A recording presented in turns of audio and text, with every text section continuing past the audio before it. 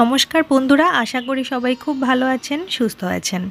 আজকের এই ভিডিওয়ে আমি আপনাদের সঙ্গে বৈশাখ মাসের শিব ঠাকুরের ব্রত কথা আলোচনা করব। ভিডিওটা পুরোটা দেখুন, সবার খুব ভালো লাগবে। একদিন হরগৌরী আকাশপথে বেরিয়ে বেড়াচ্ছেন ও নানান আলোচনা করছেন। এমন সময় নিচের পৃথিবীর দিকে তাকিয়ে গৌরী দেখলেন কতগুলো আইবুড়ো মেয়ে। মেয়েগুলোর চোখে মুখে বড় দুঃখের ছাপ। গৌরী বুঝলেন ওই মেয়েদের যৌবন শেষ হতে চলেছে, তাই ওদের মুখ এমন মলিন। ওদের দুঃখে গৌরী দুঃখিত হলেন। তিনি মহাদেবকে বললেন, বলে দাও না, কী ব্রত করলে মেয়েরা মনের মতো স্বামী পেতে পারে? শিব হাসলেন গৌরীর কথায়, বললেন, নিজে কেমন করে আমাকে পেয়েছো সে কথা এত শীঘ্র ভুলে গেলে? গৌরী বললেন, তাই নাকি? শিব বললেন, হ্যাঁ, একমাত্র আমার ব্রত করলেই যে কোনো কুমারী তার মনের মতো স্বামী লাভ করতে পারবে। তখন গৌরী বললেন, আমার ইচ্ছে নারদকে দিয়ে এই ব্রত পৃথিবীতে আমি প্রচার করি, তুমি অনুমতি দাও। শিব বললেন, অনুমতির কি আছে এতে? তোমার ইচ্ছেই আমার ইচ্ছে। তাহলে আজই আমি নারদকে পাঠাই? পাঠাও। আদেশ পেয়ে নারদ এলেন পৃথিবীতে এসে নারদ সন্ন্যাসীর বেশে ঘুরে বেড়াতে লাগলেন। ঘুরতে ঘুরতে একটি গ্রামে তিনি এলেন। সেই গ্রামে এক গরিব ব্রাহ্মণের বাস। ব্রাহ্মণ, ব্রাহ্মণী আর তাদের দুটি মেয়ে।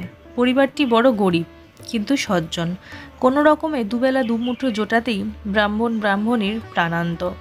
মেয়ে দুটো বড় ভালো, ওদের বিয়ের বয়স হয়েছে, কিন্তু ব্রাহ্মণের এমন পয়সার সাশ্রয় নেই যে ওদের পাত্রস্থ করে।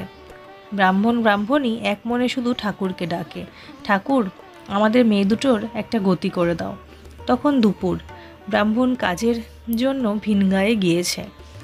ব্রাহ্মণী আর তার দুই মেয়ে ঘরে যা কিছু খুদ কুড়ো আর শাক পাতা ছিল তাই সেদ্ধ করে খাবার ব্যবস্থা করছে। ব্রাহ্মণ এবেলা ফিরবে না, ফিরতে সেই রাত। এবার চান করে এসে ব্রাহ্মণের জন্য বেশিটা খাবার ধরে রেখে সামান্য যা কিছু আছে তাই নিয়ে তিন মায়ে ঝিয়ে মিলে খাবার জন্য বসতে যাবে। এমন সময় সন্ন্যাসী বেশে নারদ এসে সেখানে হাজির।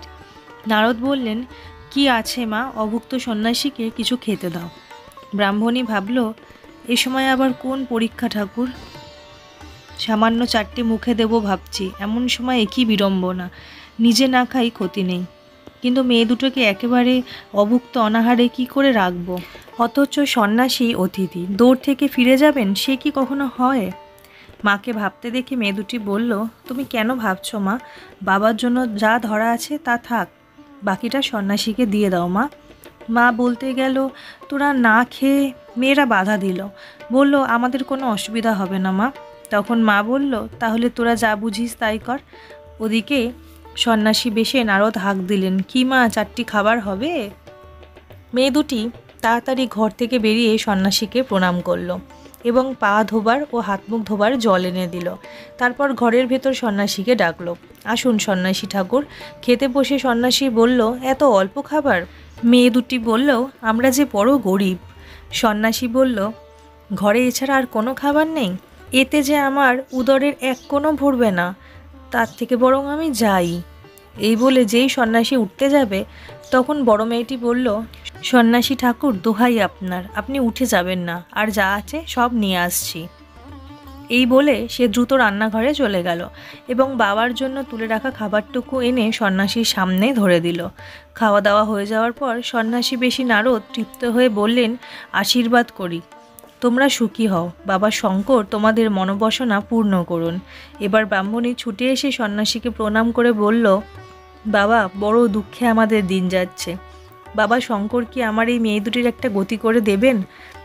সন্ন্যাসী বেশি নারদ বললেন, আমি তোমার মনের কথা বুঝেছি মা, তোমার মেয়ে দুটি বড় ভালো, ওদের আমি শিবের ব্রত শিখিয়ে দিয়ে যাচ্ছি। এই ব্রত করলে ওদের সকল দুঃখের অবসান হবে, ওরা ওদের মনের মতো স্বামী লাভ করে ধন্য হবে। এই বলে নারদ একে একে ব্রাহ্মণের মেয়ে দুটিকে শিবব্রতের মন্ত্র ও নিয়মকানুন সব বুঝিয়ে দিয়ে চলে গেলেন। সন্ন্যাসী বেশি নারদের নির্দেশ মতো ব্রাহ্মণের মেয়ে দুটি পরপর 4 বছর এই ব্রত করে শেষে উদযাপন করল। দেখতে দেখতে ব্রাহ্মণের দুঃখের সংসারে সুখের বান ডাকল। মেয়ে দুটি মনের মতন স্বামী পেয়ে সুখে স্বামীর ঘরে দিনপাত করতে লাগলো। সেই থেকে ব্রাহ্মণের নিজের বা তার মেয়ের সংসারে অভাব বলে কোনো কিছুর চিহ্ন রইল না। মেয়েদের স্বামীরা সেরা, মানী ও গুণী বলে সর্বত্র সমাদর পেতে লাগলো। এই হলো বৈশাখ মাসের শিবব্রত। গৌরী দেবী এই ব্রত উদযাপন করে শিবের মতো স্বামী লাভ করেছিলেন। প্রত্যেক কুমারী এই ব্রত করলে তারাও শিবের মতো সর্বগুণ সম্পন্ন স্বামী লাভ করতে পারবে। এই হলো এই ব্রতের ফল। ব্রতের নিয়ম: 5 বৎসর বয়স হলে মেয়েরা এই ব্রত করার উপযুক্ত হয়। এই ব্রত 4 বছর করতে হয়। চৈত্র মাসের শেষ দিন অর্থাৎ চড়ক পুজোর দিন থেকে শুরু করে সারা বৈশাখ মাস ধরে এই ব্রত করতে হয়। এইভাবে পরপর 4 বছর করে উদযাপন করে ব্রাহ্মণকে সাধ্যমতো ভোজন করিয়ে সোনার বেলপাতা ও দক্ষিণা ধরে দিতে হয়। ব্রতের উপকরণ: অল্প গঙ্গা মাটি, পুকুরের কিংবা ভালো জায়গার এঁটেল মাটি, আকন্দ ফুল, ধুতুরা ফুল, বেলপাতা, দূর্বা, আলো চাল, সাদা চন্দন, বেলের খোলা, নৈবেদ্যের আলো চাল, কলা ইত্যাদি। শিব ঠাকুর বসাবার তামার একখানা পাত্র। নিজের নিজের বুড়ো আঙুলের মাপ মতন প্রত্যেককে শিব ঠাকুর গড়ে নিতে হবে মাটি দিয়ে। পুজোর জায়গা বেশ ভালো করে পরিষ্কার করে নিয়ে পিটুলি দিয়ে আধ হাত পরিমাণ একটি চৌকো মণ্ডল আঁকতে হবে। ওই মণ্ডলের ভিতর থাকবে আবার এক গোল মণ্ডল, আবার সেই গোল মণ্ডলের ভিতর রাখতে হবে ত্রিকোণ মণ্ডল। তামার পাত্রখানা ঠিক মাঝখানে রেখে তাতে একটা বেলপাতা বিছিয়ে শিবটি তার উপর বসাতে হবে।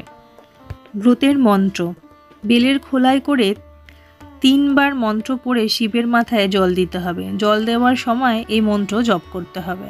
জল দেবার মন্ত্রটা স্ক্রিনে আসছে, আপনারা দেখে নিন। এই মন্ত্র বলে জল ঢেলে স্নান করাতে হবে শিবকে।